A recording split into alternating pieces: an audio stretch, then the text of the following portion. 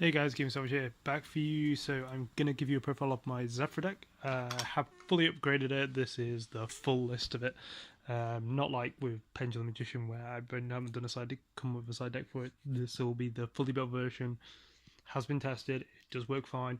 There are some very techie choices as have been known from me since I've played this deck since the beginning. So first of all, we have run one Zephra because you don't really want to resolve its potential extra deck effect of something itself, unless you're in dire straits and you just really need to beat over something. I just don't think it's worth it. Scale effect is so good though, so the adding one from your extra deck just to make it scale become itself. Always a good card. Okay, so again we're going to go with your stuff. So we've got your 3 Tellarknights. Scale of 7, scale of 1. All Zephra have the same pendulum effect. You cannot summon extra deck monsters from the extra deck or the hand, which are not, apart from the same archetype, other than Zephra or themselves.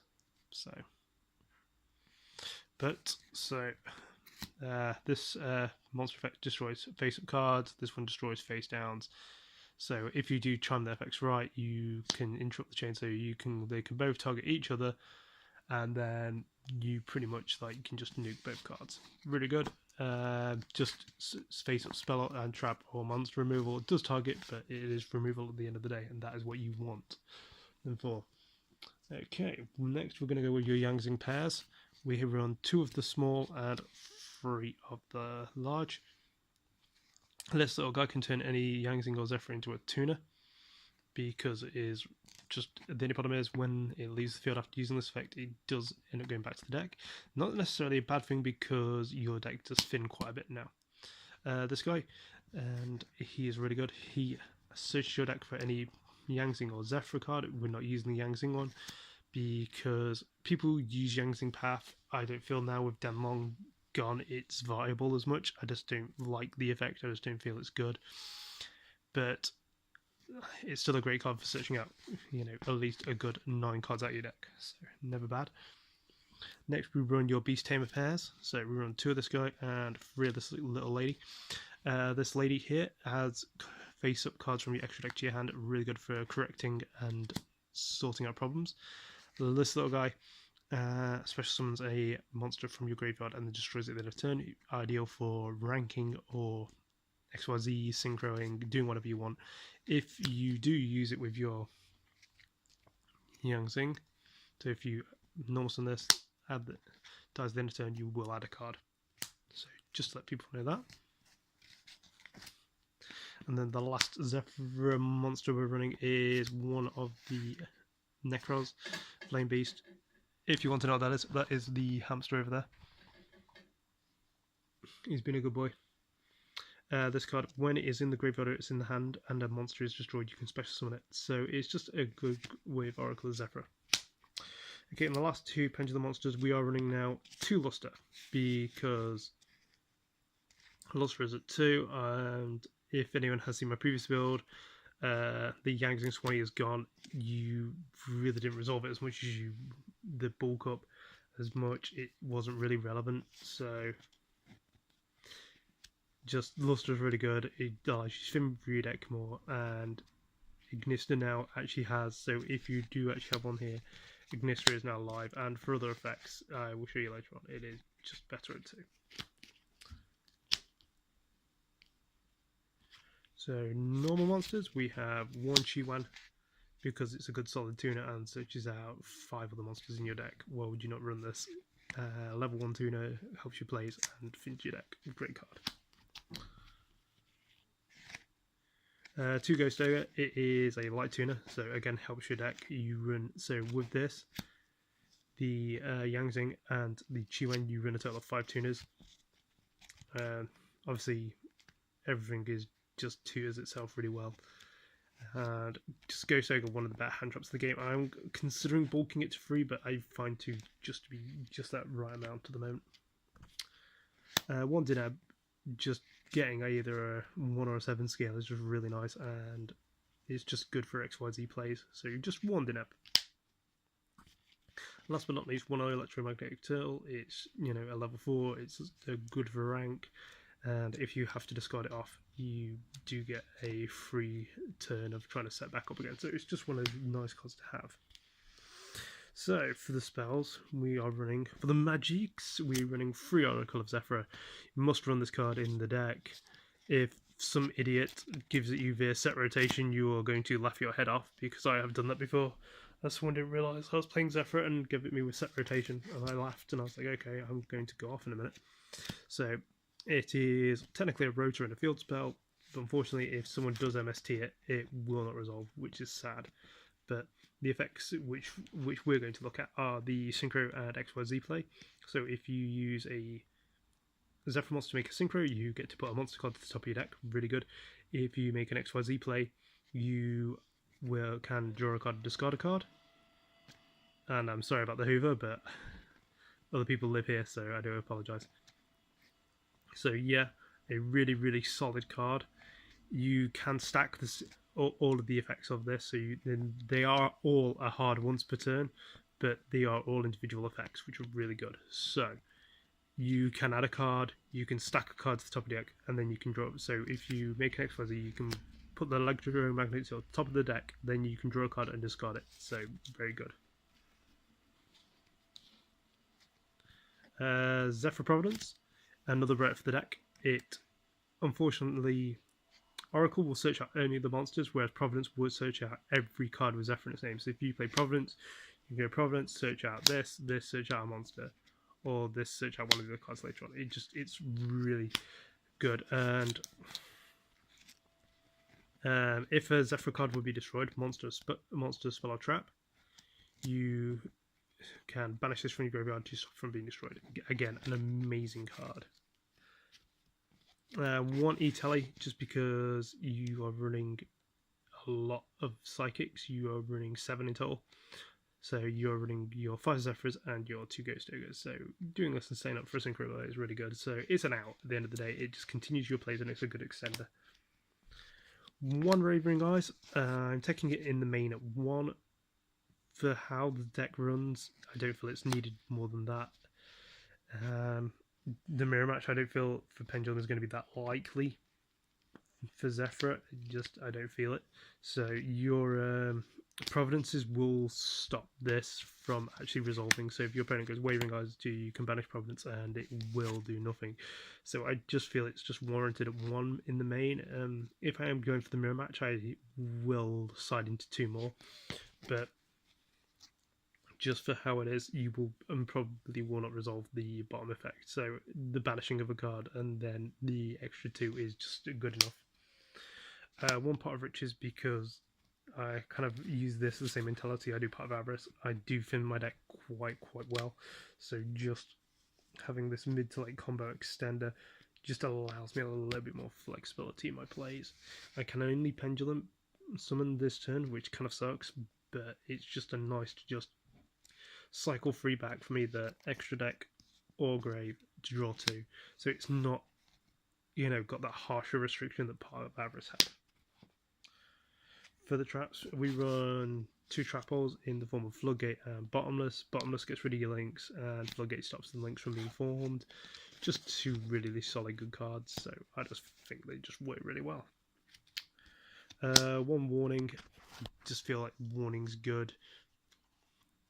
Good solid card, so just have it at 1. And then we run 3 Divine Strike, because Path doesn't seem for me to work as good, and I'd rather run this because it just does more than Strike does. So it does what you can't unfortunately hit the summonings like pendulums that Strike can, but it does deal with spells and traps, so it has a little bit more versatility and it is searchable. So okay, so that is the main deck. So we shall go to the extra deck now. So I will start off with Synchros, which there are the most. So 1 Metaphys Horus, because it's Metaphys Horus and in Pendulums it is inherently broken. It's the Pendulum and the effect monster effect, so you are taking a card they control permanently, monster, it's their choice. So if they only have 1 monster, they have to give it you as a player choice, not a card that will target, so it's a player, not anything else. And also you can negate a face-up card on the field, which is again solidly really good. Unfortunately, we have lost denlong, so we have had to put one of those things in. 1H Fairy Dragon, you're running a field spell base deck, and with field spells being a lot more relevant, it is nice to just say if someone's got the any field spell that's pretty good, like spirals or something, or even diagram, just come on this, popping the diagram, getting a card you need, gaining 1,000. Again, gaining 1,000 is really good in time. People really underestimate the ability of life gain for actually extending your.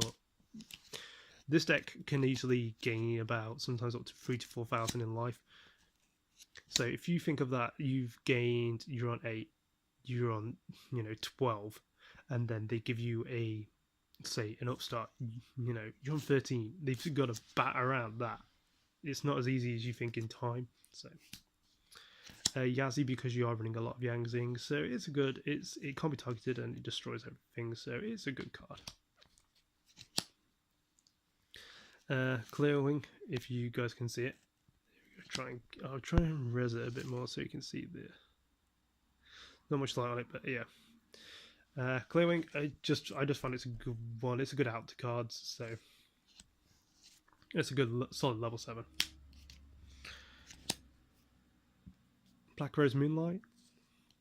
Again, it's a good solid level 7, and obviously with bouncing cards and just putting a little bit of pressure on the opponent, going, well, I can't summon this, otherwise it's going to bounce it back. So it's just a fun card in it. It just doesn't break boards, but it allows you to make your opponent try and have to play around it. Ignista. What can you say? It's Ignista. It's limited to 1 for a reason. You are running a pendulum deck, so it is live all the time. And obviously, with now having Luster at 2, its effective summoning Luster from the deck is again so good. And the last for the Synchros, we're running 1 Nirvana High Paladin. It's an 8 scale, so doesn't always resolve to get its 8 scale effect, but when it does, it is very busted. When it is synchro summoned using a synchro monster, you basically get to add a card from your grave to your hand, any card, which is insanely good. It's 33, and when it deals attack damage, you half your opponent's life points. It's just horrible. It's a game hurting card. So for the XYZs, we won 114 Toon. It's a rank 3. It can't be targeted. When it will be destroyed, you can detach material, stop it from being destroyed. During your standby phases, you gain 1,000 life points. Again, really, really good card. And when it would go to grave, you can shuffle in both the materials and itself into both materials into the deck and this into the extra deck and shuffle them in, recycling both. Just great card. It is a bit of stall, but it's still in life gain to help you just get around those plays. Rafflesia, you are running 2 trap holes and some extras in the sideboard, so 25 rank 4, you can make this easily. You can play around with plays with it, and it's just Rafflesia at the end of the day. You make this the first turn, your opponent has to play around this, so it's not nice. Also, with it, if it has materials, it's immune to traps, which people really forget sometimes. XYZ Rebellion Dragon, solid card. Let's see if we can get it on the view. There we are, a bit more of a thing. Detaching, making something lose half its attack and you gain it. It's still a great card to get around stuff. Last of level 4s, we are running 1 Majesty the Ascending Draco's Lair because we have Luster at 2 now, so its effect to summon Luster from use Luster from the extra deck is relevant. So if this doesn't have to be on the field to resolve its effect. So if you have this, activate, say, its effect in Zephra, so you draw a discard, you at the end phase you'll get this effect, detach again, get the Luster there, and you can just literally use something else and you can literally just go into a link play. So it's got options. It's not got the best defense, but it's just an optional card. 1 Beatrice, because Beatrice is really good. Everyone keeps saying I should kind of get a Dante to just in case, but every time I do that I feel like, I don't know, extra deck space is so tight with this, and I'd rather try and get something functional. But I'm not a big fan of getting the Dante fusion.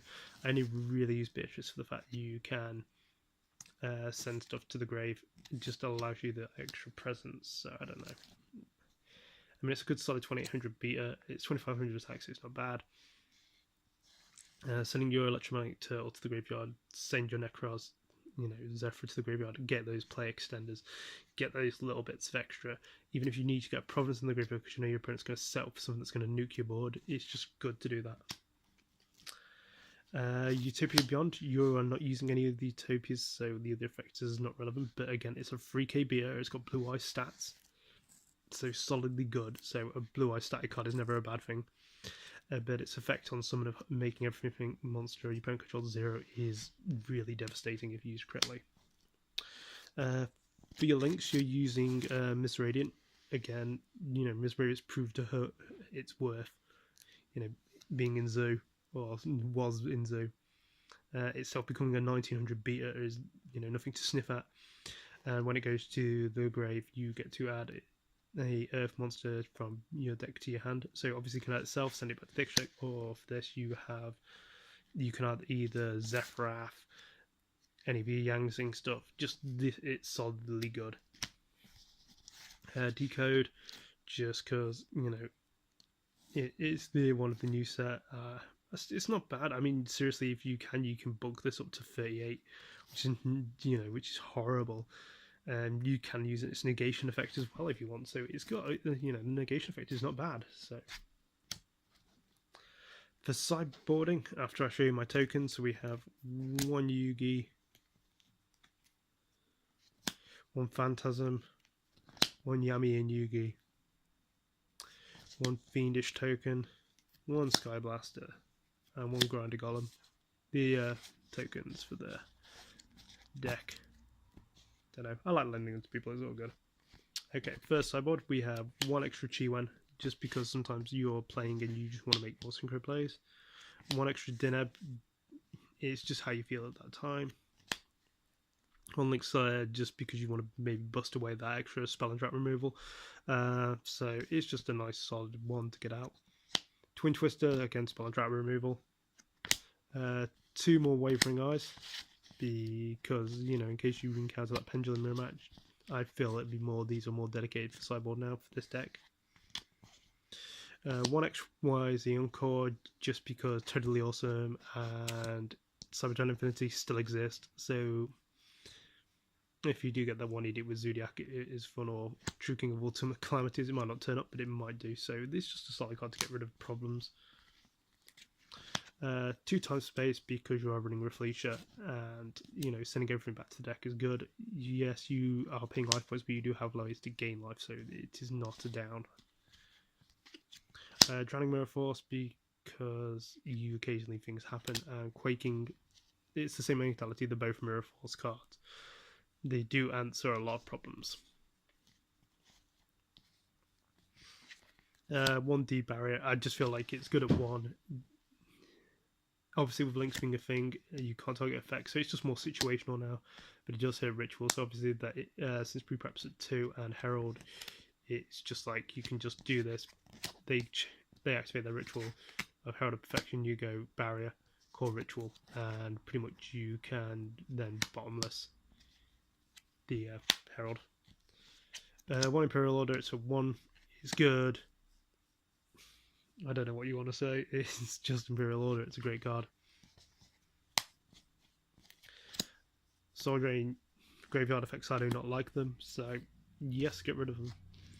And Mask of Restrict, because Masterpiece is still around, and I do not like Masterpiece. So, and also you do have those idiots running the Virus cards. I've seen you Cosmo players, so they play Virus, so you do this, you think, okay, they're going to do so, chain that card as favorite Virus cards because they contribute. So that is the deck. Hopefully you guys like it and think it's a lot better. I personally am a lot happier with this build. I didn't think I was going to like it as much with some of the things I had to take out and remove, especially denlong. Denlong was so good, but at the end of the day, what is it? Sometimes your deck just has to take a hit for everything to be fair. So, but like I say, Gyarados sleeves. So, but yeah, this is the gaming sandwich over and out. Hopefully you enjoyed the deck, and thank you very much.